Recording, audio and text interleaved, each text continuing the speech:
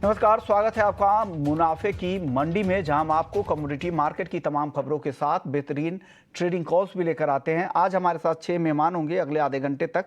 मनोज जैन है पृथ्वी फिनमार्ट से, कुणाल शाह हैं निर्मल बंग से, रवि देवरा हैं कुबरजी ग्रुप से, अखिलेश जैन है फाउंडर है टेक्निकल IQ के, और साथ ही हमारे साथ सजन अग्रवाल होंगे, जीरा कारोबारी है ऊंजा से जुड़ेंगे, और साथ ही कयोमर्ज सदरी होंगे जो असिस्टेंट वाइस प्रेसिडेंट है एग्री ट्रेडिंग अवांस ग्रुप के। आप सभी मेहमानों का स्वागत है। फटाफट से देख लेते हैं आज की टॉप 10 खबरें, कहां पर आज सबसे ज्यादा एक्शन दिख रहा है। गोल्ड और सिल्वर दायरे में ही कह सकते हैं, हल्की नरमी यहां पर दिख रही है। फेड मिनट से साफ संकेत दिख रहे हैं कि रुख आगे भी सख्ती का ही रहेगा।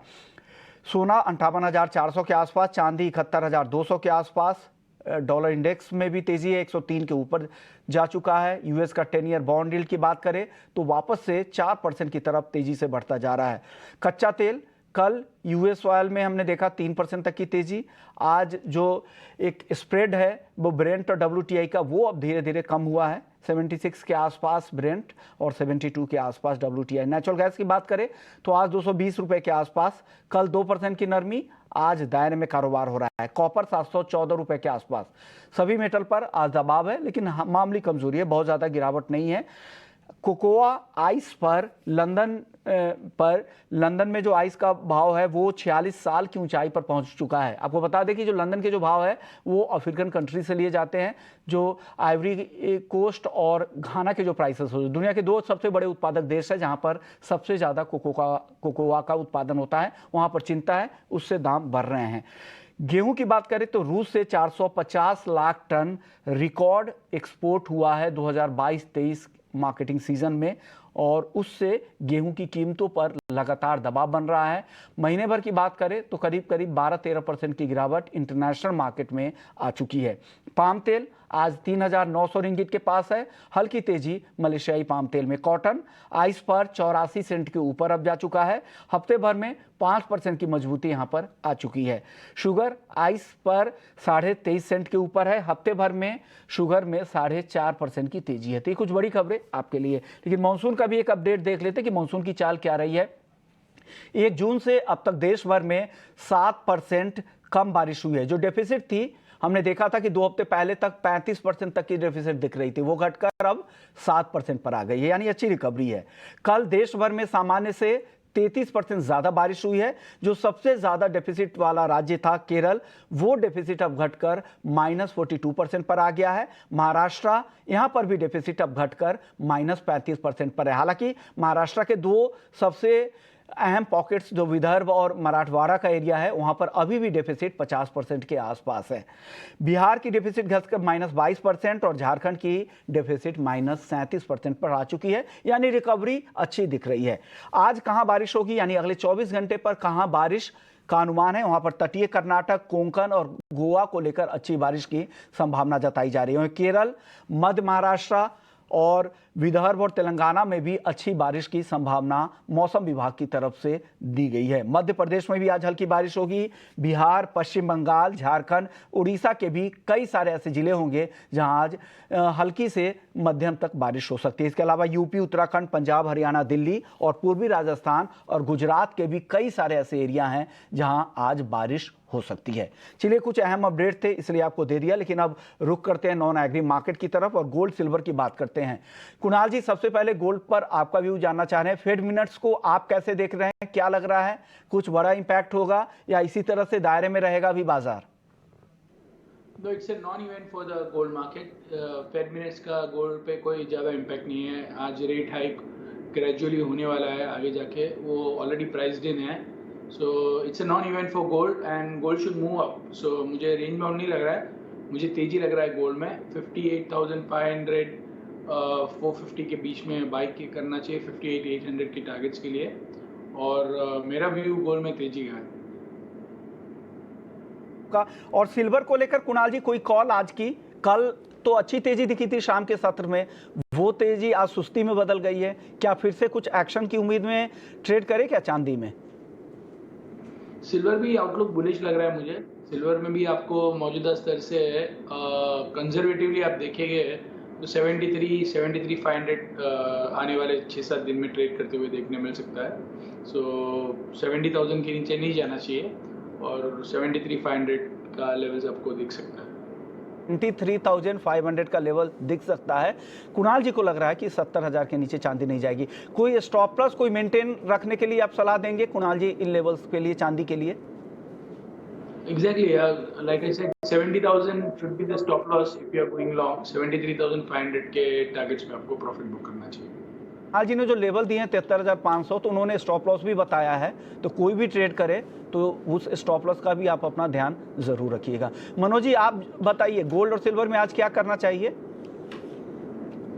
मोहन जी बिल्कुल, यहाँ पे जो फेड के मीटिंग मिनट्स आए हैं वो ऑलरेडी प्राइस्ड इन है, क्योंकि 25 बेसिस पॉइंट रेट हाइक की जो बात कही गई है वो ऑलरेडी यहाँ पे फैक्टर्ड इन मार्केट करके चल रहा था।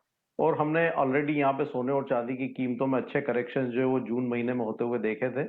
सोना इंटरनेशनल मार्केट में $1900 को स्ट्रांगली होल्ड कर रहा है। वहीं सिल्वर की अगर बात करें तो वहां भी 22.50 के जो स्तर है वो होल्ड होते हुए नजर आए हैं। तो यहाँ से मोमेंटम फिर एक बार जो है पॉजिटिव बनता हुआ नजर आ रहा है, चाहे वो सोना हो या चांदी। सोना हमारा मानना है कि $1970 और चांदी फिर एक बार 24 साढ़े $24 तक जो इंटरनेशनल मार्केट में आ सकती है। इंट्राडे में भी यहाँ पे मोमेंटम पॉजिटिव है, थोड़ा डिप मिले तो गोल्ड में 58,300 के आसपास जो है बाय कर सकते हैं। इंट्राडे में थोड़ा रिवाइज करेंगे कॉल को, जब कॉल बनाया था तब मार्केट नीचे ट्रेड कर रहे थे, तो 58,300 के स्तर मिले तो बाय करके चले। 58,150 का एक स्टॉप लॉस रखे। ऊपर में 58,660 इंट्राडे के लिए और अगले 1 से 2 दिन के लिए 58,800 तक का लक्ष्य यहाँ लेकर के चल सकते हैं। वहीं चांदी की अगर बात करें तो यहाँ भी डिप्स में बाय की सलाह रहेगी। 70,700 के स्तर पर 70,200 का स्टॉप लॉस लगाए। इंट्राडे के लिए जो लक्ष्य है वो 71,600 71,700 का रहेगा और अगले 1 से 2 दिन के लिए 72,400 तक का लक्ष्य यहाँ लेकर के चल सकते हैं। तो ये कॉल मनोज जी के लिए 58,660 पहला टारगेट, फिर 58,800 दूसरा टारगेट गोल्ड के लिए, और चांदी 71,600 के टारगेट के लिए यहाँ पर खरीदारी की सलाह मनोज जी की तरफ से। अखिलेश जी आपकी कॉल क्या है, किस तरह की चाल आपको लग रही है, किस तरह से ट्रेड इंट्राडे के ट्रेडर्स को लेना चाहिए गोल्ड और सिल्वर में? अभी हम जैसे फंडामेंटल न्यूज पे देखें तो काफी ज्यादा मिक्स्ड लाइक सेंटिमेंट है गोल्ड एंड सिल्वर दोनों के लिए। यहाँ हम देख रहे थे कि प्रीवियस वीक के अंदर पीएमआई की डेटा थोड़ा वीक आए थे, जिससे यहाँ पे पॉजिटिव सेंटिमेंट हमको देखने को मिला गोल्ड एंड सिल्वर में। वहीं मुझे लग रहा है कि अभी अगेन एंड अगेन रेट्स की बातें भी छिपन हो रही है, तो फॉर शॉर्ट टर्म मुझे लग रहा है कि गोल्ड एंड सिल्वर दोनों का ट्रेड है काफी ज्यादा स्क्वीज है एक रेंज के अंदर। हालांकि ओवरऑल जो ट्रेंड है वो बुलिश है। तो मुझे लगता है कि 1936 कॉमेक्स पे एक इम्पोर्टेंट रेजिस्टेंस गोल्ड पे बना हुआ है। इस लेवल के ऊपर ही मुझे लग रहा है कि फर्दर एक बड़ी तेजी मिलेगी। लेकिन मुझे लग रहा है कि अगर यहाँ से गोल्ड के भाव में 300 से 400 रुपए का अगर हमको डाउन साइड मिलता है तो वहां पर डेफिनेटली बात है 57,950 के स्टॉप लॉस से आप बाय कर सकते हैं। इसके लक्ष्य वापस से आप 58,600 से 700 के लिए रख सकते हैं। एमसीएक्स में 58,750 का जो स्तर है वो काफी महत्वपूर्ण है। इसके ऊपर एक नेक्स्ट बुलिश रैली निकलना चाहिए।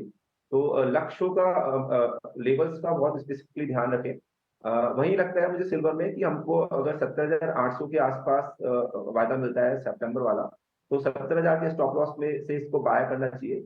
और मुझे लग रहा है फॉर नेक्स्ट वीक तक यहाँ पे 73,000 प्लस के भाव देखने को मिल सकते हैं। तो overall sentiment is bullish, but यहाँ पर अभी एक सीमित दायरे में कारोबार हो रहा है, तो लेवल्स का ध्यान रखें एंड स्टॉप लॉस का ध्यान रख के ट्रेड करें जी। ओके, तो ये व्यू अखिलेश जी की तरफ से। रवि जी आप क्या सलाह दे रहे हैं बुलियन मार्केट में? बुलियन मार्केट में थोड़ा रेंज बाउंड एक्टिविटीज का एक्सपेक्टेशन है।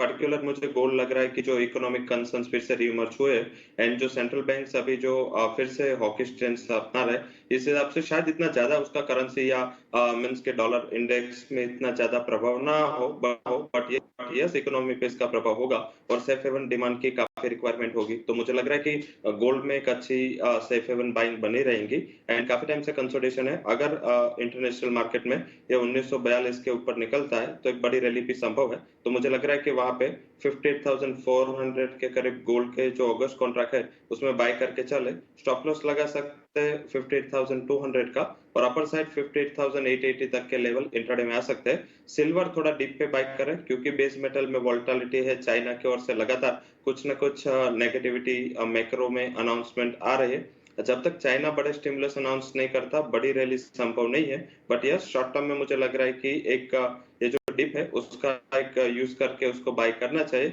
71,000 के जितने करीब मिले बाय करके चले। 70,500 का स्टॉप लॉस रहेगा। एक शॉर्ट कवरिंग अपर साइड 70,400 तक की मैं उम्मीद कर रहा हूँ।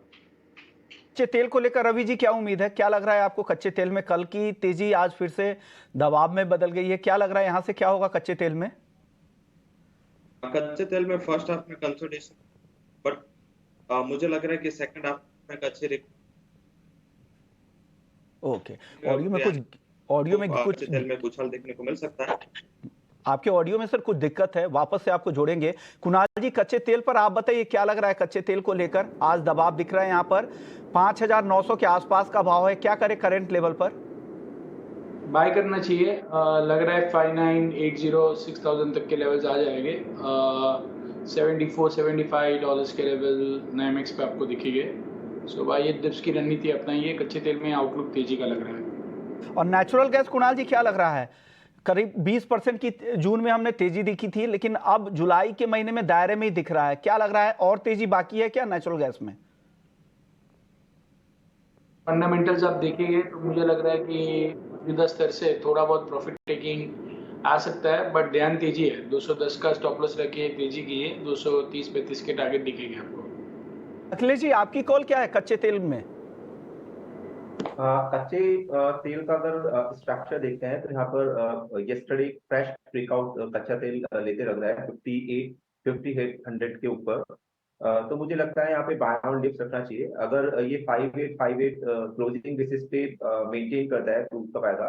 तो मुझे लगता है कि ये भाव इंटरडे में 5985 और आने वाले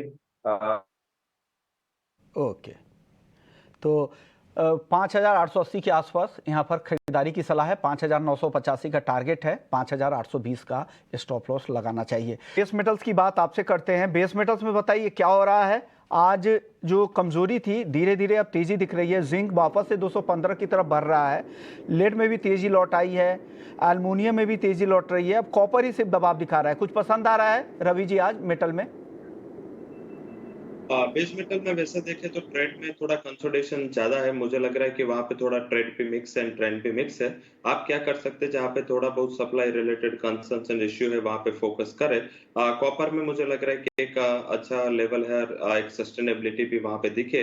710 काफी अच्छा सपोर्ट के दौर पे काम कर रहा है। आप थोड़े डिप पे 711 के करीब बाय करके चले। स्टॉप लॉस लगा सकते हैं 704 का। अपर साइड मेरा मानना है 1 से 2 ट्रेडिंग सेशन में 725 तक के लेवल दिखने चाहिए। शायद लग रहा है कि एक शॉर्ट कवरिंग के लिए ड्यू है। आज कंसोलिडेशन का माहौल है, नॉन फार्म के डेटा इन काफी मैक्रो इवेंट्स आ जाने हैं, तो उसके बाद मुझे लग रहा है कि एक अच्छी रिकवरी के लिए कॉपर प्रिपेयर है। तो वहां पे बाय ऑन डिप्स का स्ट्रेटेजी रखे। मुझे लग रहा है कि आज इवनिंग में एक अच्छी रिकवरी वहां पे दिखनी चाहिए। यानी इवनिंग में कॉपर में रिकवरी की उम्मीद रवि जी को लग रही है। मनोज जी, आपको क्या पसंद है मेटल में आज? बिल्कुल, यहाँ पे हम देख रहे हैं कि कॉपर एक काफी कंसोलिडेशन दिखा रहा है पिछले काफी ट्रेडिंग सेशन से, और जो दायरा है वो 710 से 725 के बीच में बना हुआ है। तो यहाँ पे कॉपर में डिप्स में बाय की सलाह रहेगी। 710-11 के आसपास मिलता है तो बाय करके चलें। 706 का स्टॉप लॉस रखें। इंट्राडे के जो लिए लक्ष्य रहेगा वो 718 का लिए रहेगा, और 1 से 2 दिन के लिए लक्ष्य जो है वो 724 तक का यहाँ रख सकते हैं। कॉपर पर दोनों ही एक्सपर्ट्स बुलिश है। अखिलेश जी, आपको क्या पसंद आ रहा है बेस मेटल्स में आज? Like remain bearish on metals, क्योंकि मुझे अभी ऐसा कोई स्पेसिफिक सिग्नल नहीं मिल रहा है। ऊपर के भाव में बेस मेटल हमेशा हमको फिसलते दिखा है, और मुझे लग रहा है कि आने वाले सत्रों में भी इसमें ओवरऑल जो सेंटीमेंट है अभी नेगेटिव ही बना रहेगा। तो मुझे लगता है कि 717 के ऊपर अगर कॉपर मिलता है हमको तो वहाँ पे शॉर्ट की रणनीति आप रख सकते हैं। 720 का इस पे स्टॉप लॉस रखिए। नीचे में 713 और 704 तक के लक्ष्य मुझे लग रहा है कॉपर में आते हैं। वहीं जिंक में जब तक 216 के ऊपर नहीं जाता है तब तक शैलोन राइस की रणनीति सकते हैं। मुझे लग रहा है कि 211 के आसपास तक के यहाँ पे लक्ष्य मिलने चाहिए हमको। तो शैलोन राइस का रिकमेंडेशन है फ्रॉम माय साइड। प्राइस की स्ट्रेटजी के साथ कॉपर और जिंक, अखिलेश जी की सलाह। हालांकि मनोज जी और रवि जी इनकी बाइंग की कॉल है।